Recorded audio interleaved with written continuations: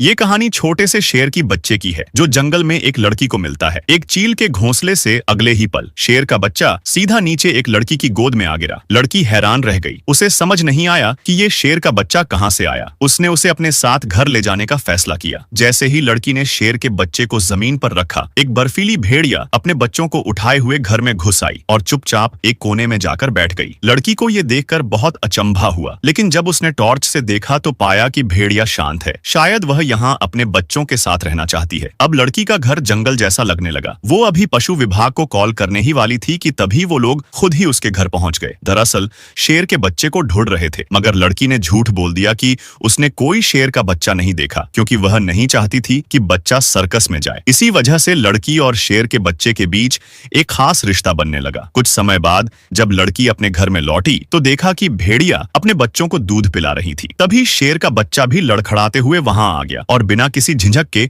भेड़िया के पास जाकर दूध पीने लगा। भेड़िया ने उसे भगाया नहीं। लड़की को यह देखकर खुशी हुई और उसने दोनों को अपने पास रखने का फैसला किया। इसके बाद से भेड़िया रोज खाने की तलाश में बाहर जाती और लौटकर दोनों बच्चों को दूध पिलाती। धीरे धीरे लड़की और इन दोनों जानवरों का रिश्ता गहरा होने लगा। जब भी समय मिलता लड़की उन्हें लेकर जंगल में घूमने जाती। उसके दादाजी की बनाई एक लकड़ी की झोपड़ी उनका पसंदीदा ठिकाना बन गया था। जब लड़की आराम करती तो दोनों बच्चे चुपचाप पास में लेटे रहते, जैसे उसकी देखभाल कर रहे हों। इन जानवरों के आने से लड़की की अकेली जिंदगी में खुशियां आ गया था। एक दिन लड़की को 2 दिन के लिए बाहर जाना पड़ा। उसने भेड़िया के लिए खिड़की खुली छोड़ दी ताकि वह आसानी से आ जा सके। जाते समय उसने दोनों बच्चों को घर संभालने को कहा, लेकिन उसके जाने के तुरंत बाद ही भेड़िया के साथ एक हादसा हो गया। भेड़िया जब जंगल में घूम रही थी तभी 2 शिकारी उसे देख लेते हैं। उन्हें यह अलग प्रजाति दिख रही थी और वे उसे बेहोश करके पकड़ लेते हैं और ले जाते हैं। 2 दिन बाद लड़की जब घर लौटी तो घर का सारा सामान बिखरा पड़ा था। साफ था कि यह दोनों बच्चों की शरारत थी, लेकिन लड़की को गुस्सा करने का मौका नहीं मिला, क्योंकि उसने देखा कि भेड़िया गायब है। उसने आसपास ढूंढा लेकिन कुछ पता नहीं चला। उसे समझ आया कि दोनों बच्चों ने 2 दिन से कुछ खाया नहीं था, तो उसने उन्हें मांस का टिन खाना दे दिया। उन्हें भूख से खाते देख वह सोच में पड़ गई, क्या वो अब अकेले इन दोनों की देखभाल कर पाएगी। उसने सोचा कि अगली सुबह उन्हें पशु विभाग को सौंप देगी। उस रात दोनों जानवर जैसे समझ गए कि कुछ होने वाला है। वे चुपके से सीढ़ियां चढ़कर लड़की के कमरे में घुस गए और बेड पर चढ़कर